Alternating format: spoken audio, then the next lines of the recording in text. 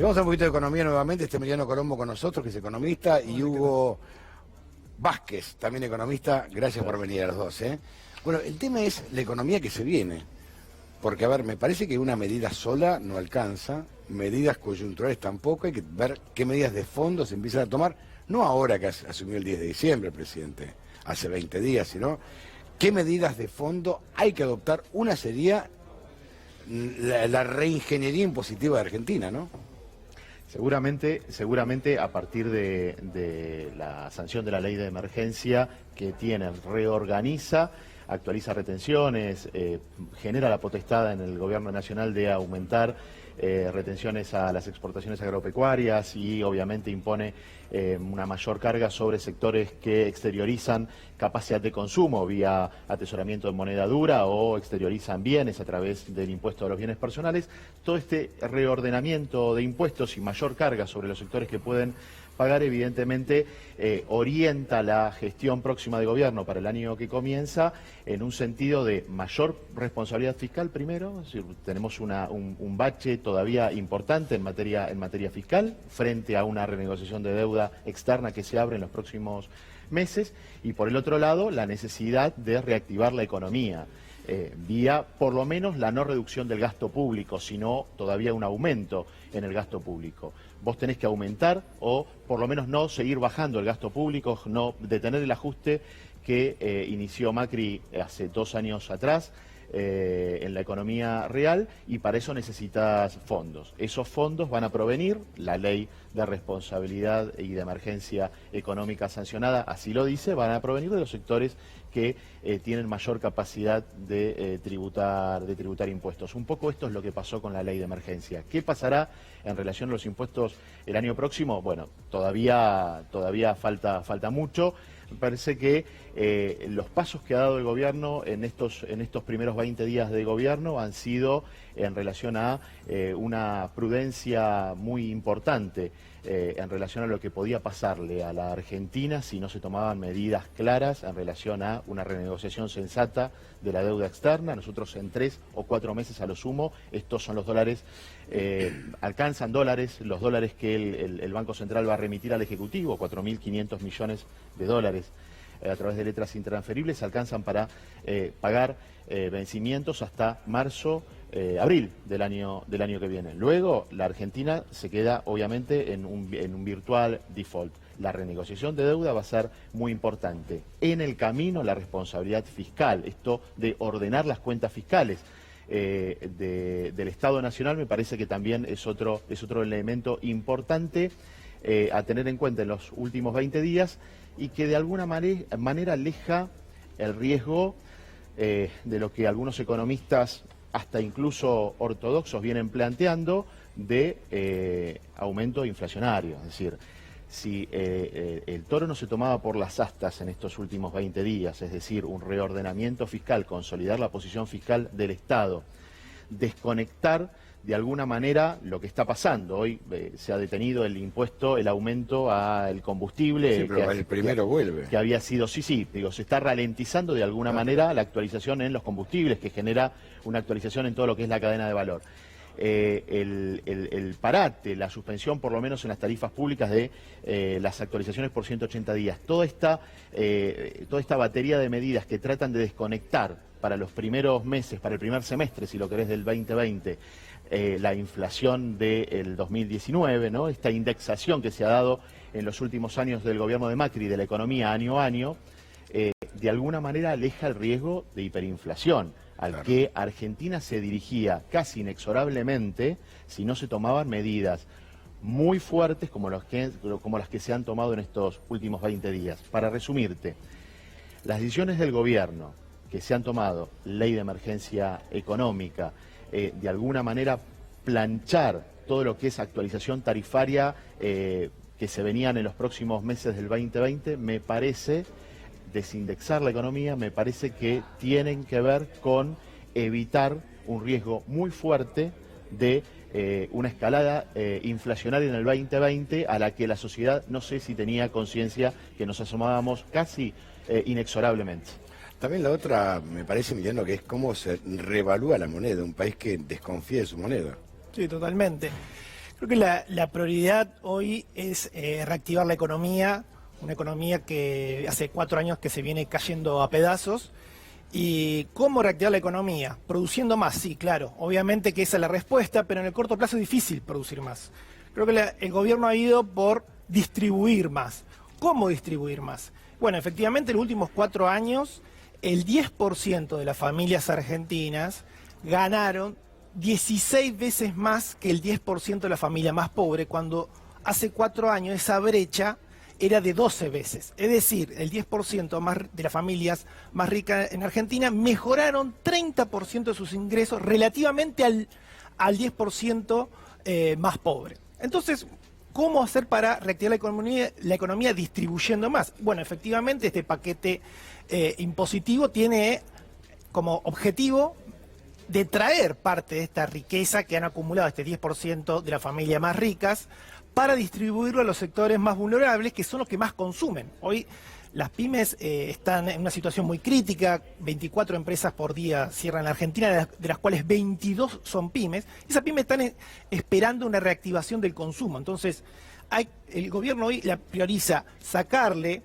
vía impuestos a ese 10% más rico que se ha beneficiado de estos últimos 4 años vía impuestos para distribuir al 10% más pobre. ¿Cómo lo va a hacer, por ejemplo? Con la tarjeta alimentaria. Esta tarjeta alimentaria está dirigida exclusivamente a aquellas familias que hoy no tienen ingresos, no tienen trabajo, tienen un trabajo o lamentablemente trabajan en negro con ingresos menores a los 15.000 pesos por mes, tienen hijos menos de 6 años y van a recibir entre 4.000 y 6.000 pesos todos los meses. Te doy un ejemplo de lo reactivante que puede ser y que va a ser esta política. Por ejemplo, la otra vez el ministro Arroyo visitó el municipio de Hurlingham, donde gobierna el intendente Juan Zabaleta. ¿Qué hizo? El intendente con el ministro de Arroyo. Arroyo dijo, acá van a inyectarse 40 millones de pesos, que es lo que van a recibir los hogares de las familias de Hurlingham vía tarjeta alimentaria. Son 40 millones de pesos que van a ir directo a familias y que van a consumir alimentos. Pero el gran tema de nuestro país, cuando hay incremento en los ingresos, luego tenemos la otra película, que es aumenta los precios. El intendente, ¿qué hizo? Hizo un acuerdo con los comerciantes locales, fijó una canasta básica, precios cuidados de esta canasta básica para que el comerciante no aumente los precios cuando vengan estos 40 millones, porque si no, no sirve para nada darle estos ingresos a la familia cuando el comerciante luego se da vuelta y aumenta los precios. Esto es lo que llama el juego de ganar-ganar. Gana el comerciante no aumentando más los precios y la rentabilidad, sino vendiendo más, y las familias se benefician porque van a poder comprar más y va a reducirse fuerte la pobreza de los niños fundamentalmente. Entonces lo que hay es una reactivación económica en las pequeñas ciudades con esta redistribución de ingresos del 10% más rico que vía impuestos, el gobierno lo va a distribuir al 10% más pobre y va a permitir reactivar la economía, que es lo que hoy necesita nuestro país. Ahora, también hay una realidad, ¿no? Hugo, ¿cómo puede ser que un hipermercado, por ejemplo, a una pyme o a una láctea le pague un cheque a 120 días? Sí, es una etapa, porque está rota la cadena de pago de hace más o menos 5 o 6 años.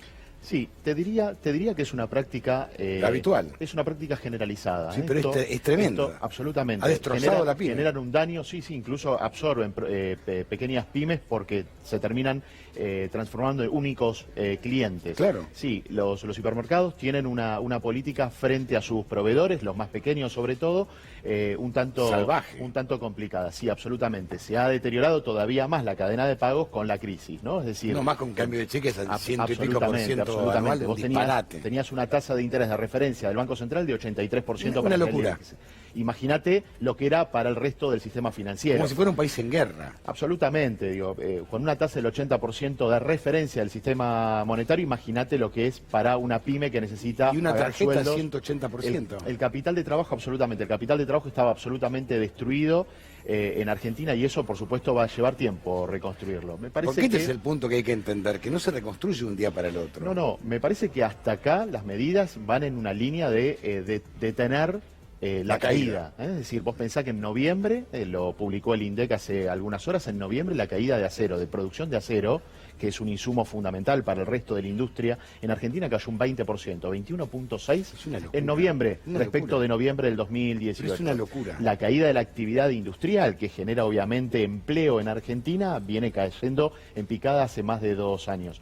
Con lo cual, el deterioro de la economía real es muy importante. Me parece que lo que acá se está haciendo es generar, de vuelta, una consolidación fiscal muy importante del Estado, generar señales a la sociedad a partir de alguna manera, detener los aumentos que incluso habían sido pautados y programados por el anterior gobierno. Se acaba de anunciar... Eran todos para ahora. Se acaba de anunciar que se congelan los peajes, el aumento de peajes previsto para los próximos días, que estaba previsto para los próximos días, sí. en el orden del 25% de las autopistas bonaerenses por las que transitan trabajadores que entran y salen de la capital federal. Con lo cual, este conjunto de señales hacia también el mercado, que ha tomado muy bien de alguna manera la posibilidad de un gobierno que se planta con sensatez a renegociar la deuda para la Argentina, y además que genera señales concretas de inyección de dinero entre quienes más lo necesitan, jubilados,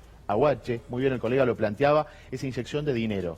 Esos 5.000 pesos tanto en diciembre como en enero para las jubilaciones mínimas, llevar el mínimo hasta los 19.060 pesos por estos 2 meses, inyección de 2.000 pesos en la UH, todo lo que tiene que ver con la tarjeta alimentaria va a redundar en una reactivación del comercio minorista de los pueblos del interior. El lanzamiento de la tarjeta en Concordia, una de las ciudades con mayor pobreza en el interior de nuestro país, ha sido sintomático, es decir, eso se empieza a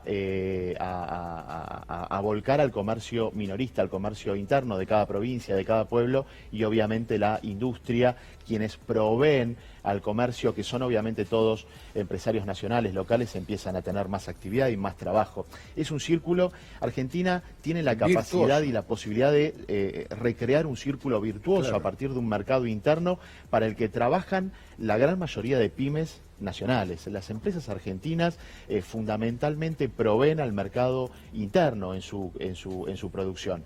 Las exportaciones están dirigidas dirigidas al sector agropecuario fundamentalmente. También tenemos aquellas que están relacionadas con el sector industrial, pero el grueso de las exportaciones, aquellas que hoy están siendo de alguna manera